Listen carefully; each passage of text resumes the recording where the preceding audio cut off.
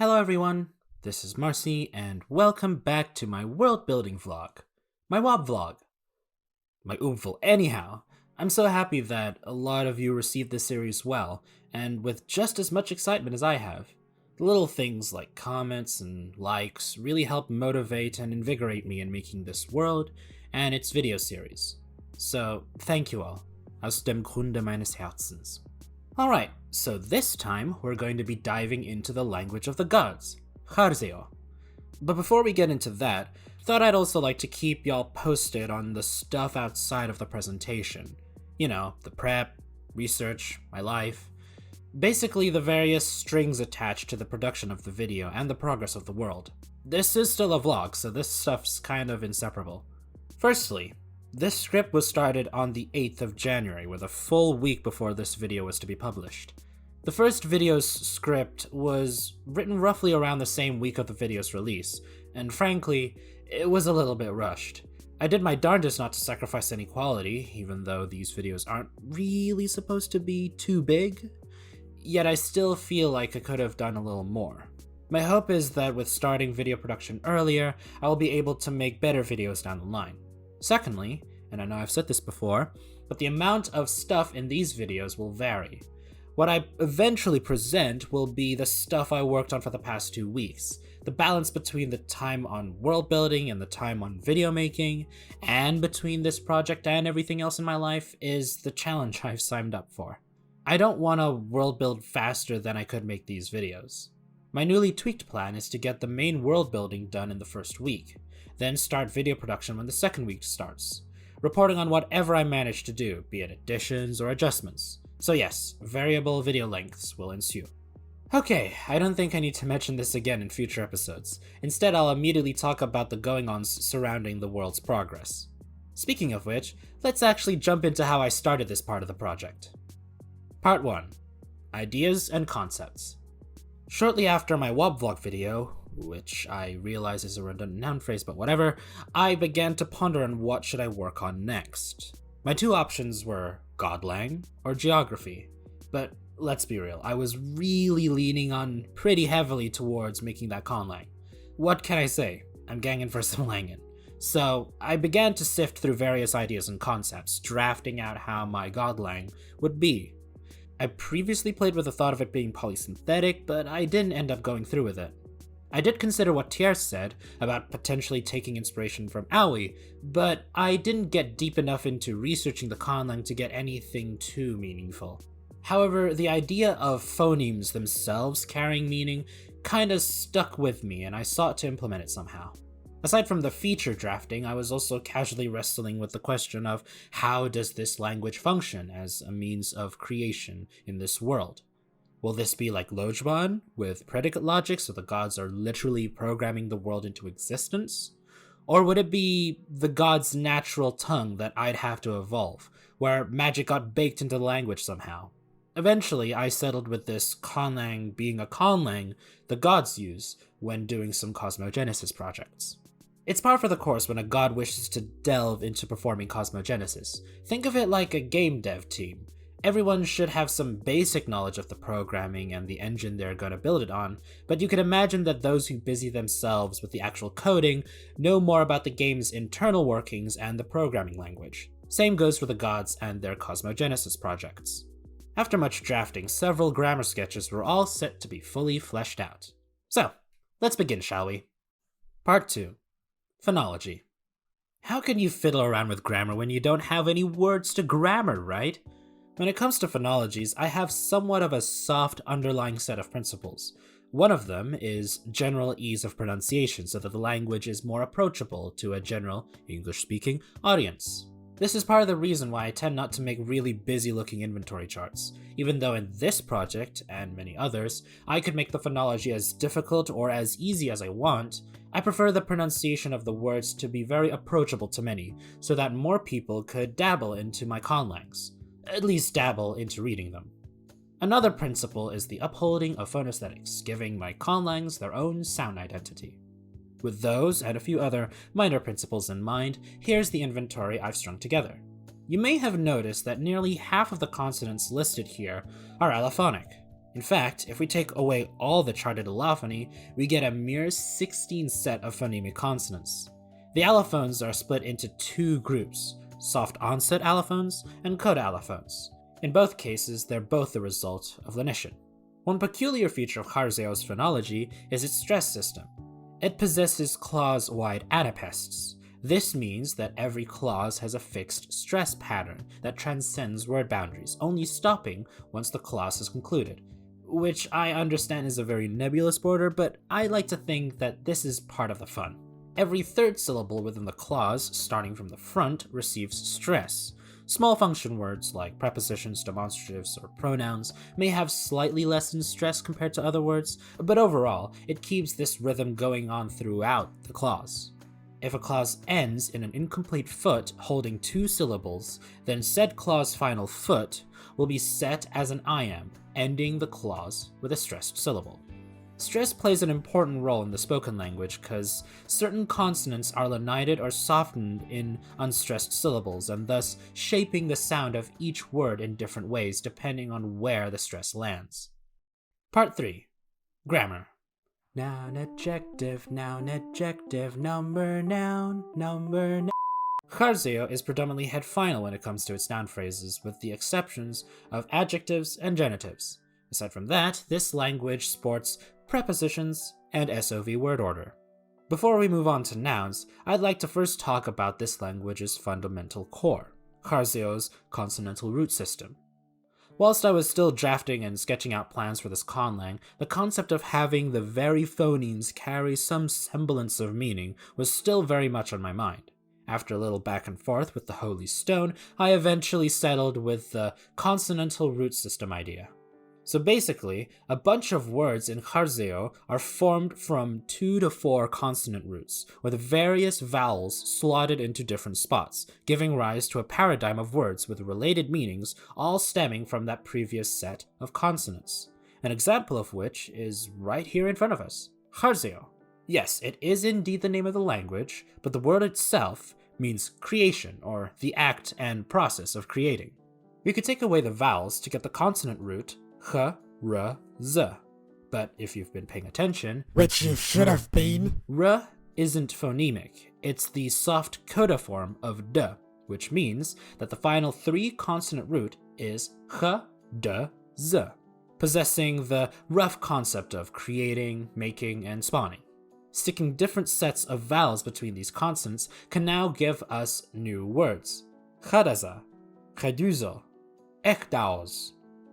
Man, I could just play with these words for hours, but that's for later. Let's get back to nouns. Nouns inflict for gender, number, and case, cause we all know there are only 2 genders in this universe.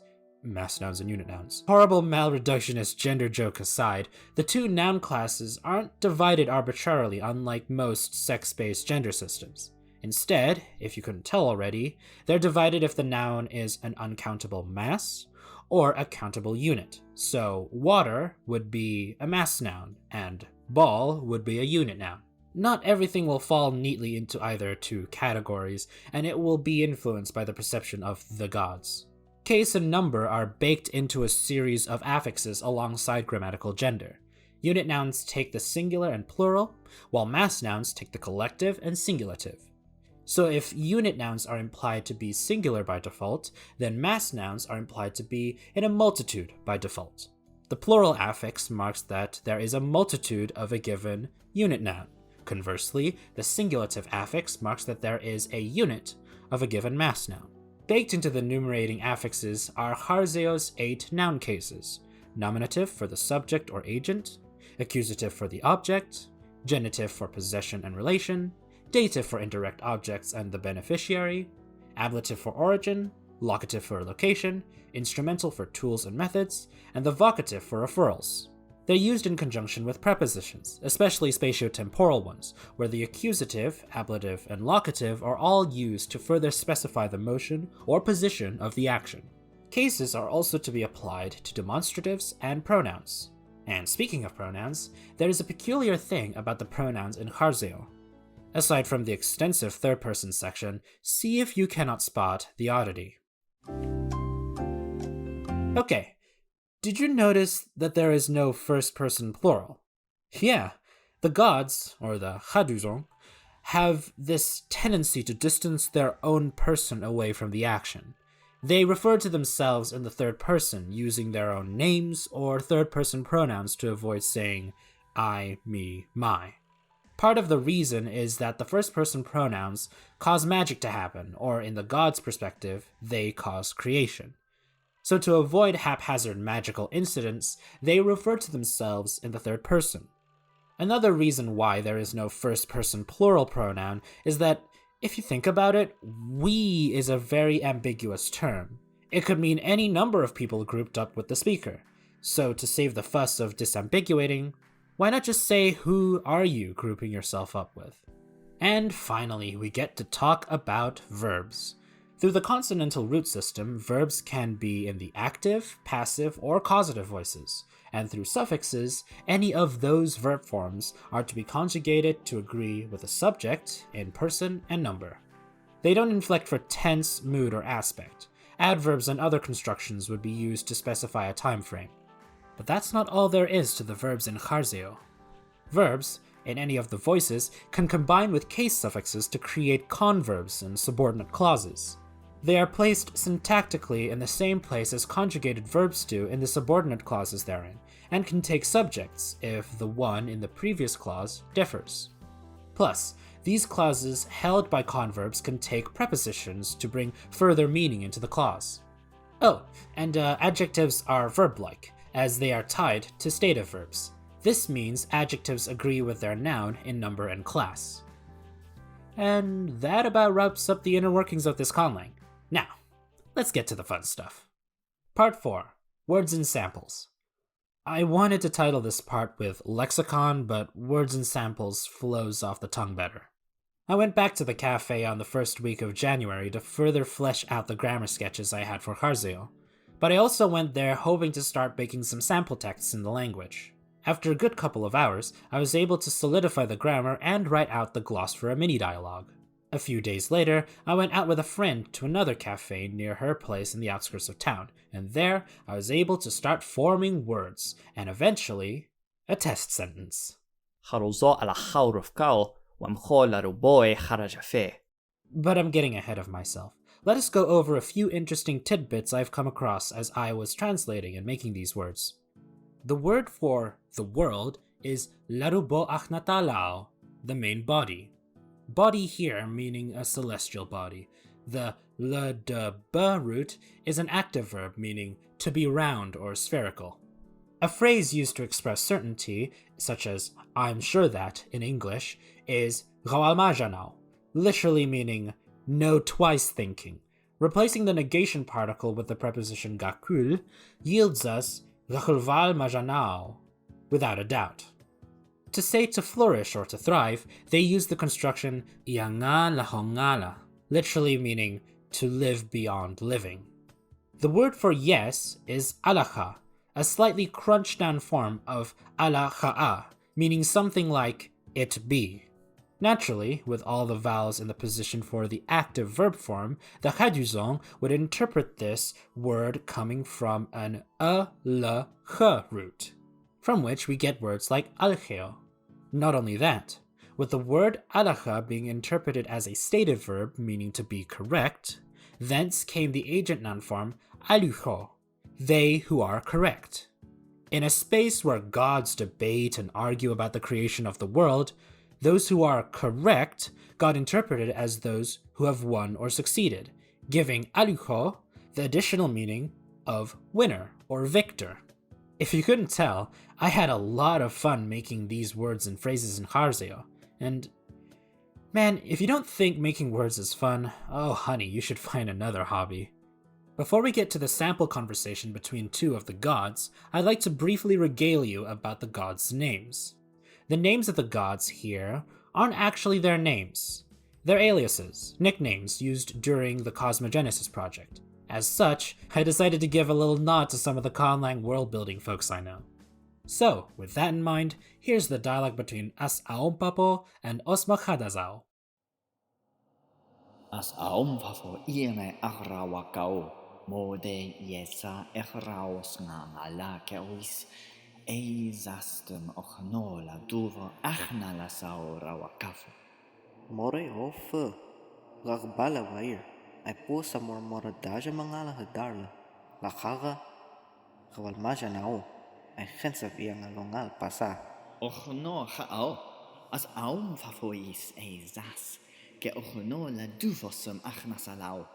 Tafcho ochnos mo ga ashadao yesha echdaoje ngala yoe ufis eo. Thanks to Lichen and Droseraman for lending me their voices here.